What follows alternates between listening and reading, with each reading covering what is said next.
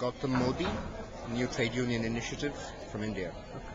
So just wanted to get your thoughts on how the economic crisis is impacting both your work and India in general. Well, it's impacting workers in India just as it's impacting workers everywhere else in the world. But given the sheer number of irregular workers in most sectors in India, the impact is as yet invisible. But as we speak, literally hundreds of thousands of irregular workers, mostly contract workers, have been pushed off shop floor. And there's really there are no aggregate numbers of this, there are no corporate disclosures, and of course these are redundancies without benefits. Beyond of course the formal sector, very large numbers of people are losing their livelihoods, facing declining livelihoods in the informal sector and in areas of invisible labor.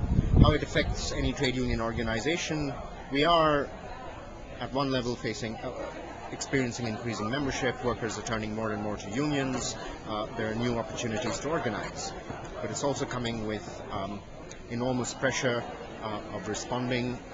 The question that we're asking ourselves, are we being able to respond fast enough? Are we being able to service all the demands we're receiving? And we're facing a very significant cut in our resources. At a time when we need more resources, we have expanded membership, but it doesn't have the capacity to pay as it did a year ago, and we are really having to stretch our resources in every way.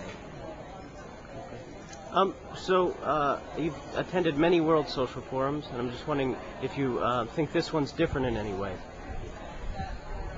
Well, it's different for one reason for sure, and that's the location.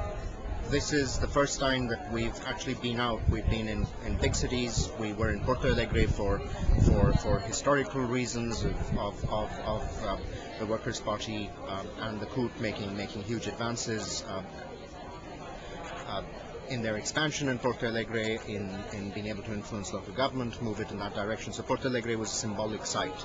And Mumbai, Nairobi, Caracas, Bamako, we're all sort of national capitals, or in the case of Mumbai, sort of really the biggest financial center in that part of the world.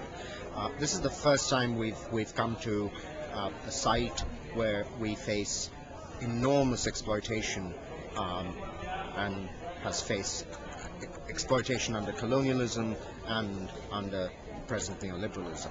So I think that's certainly made it different, that we've gone to where the indigenous people are rather than ask them to come to another metropolis. I think what's not different, and that I think is certainly a question for me as I leave.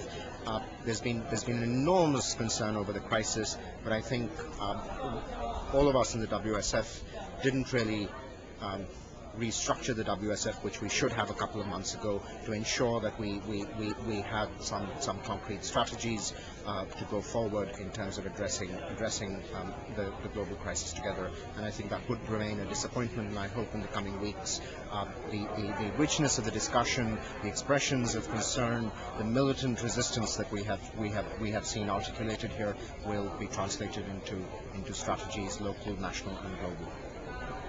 And then the last question is, how do you think the climate crisis affects sort of the world of work and the trade union movement? Well, at this point, I don't think it's really affected us.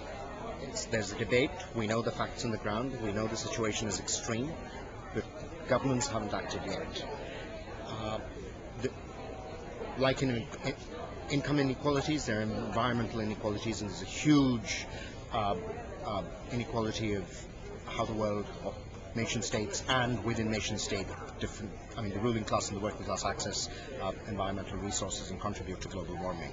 I think that debate needs to go further. It needs to go into action, and I think unions need to look at a range of things, starting from urban transport, look at energy consumption, but also look at the agenda of peace and get across to our memberships exactly how much the defense industry, defense establishment, and war contributes to global warming. We're paying the price of lack of peace in this planet in more ways than one. We're seeing people butchered in Palestine, in Afghanistan.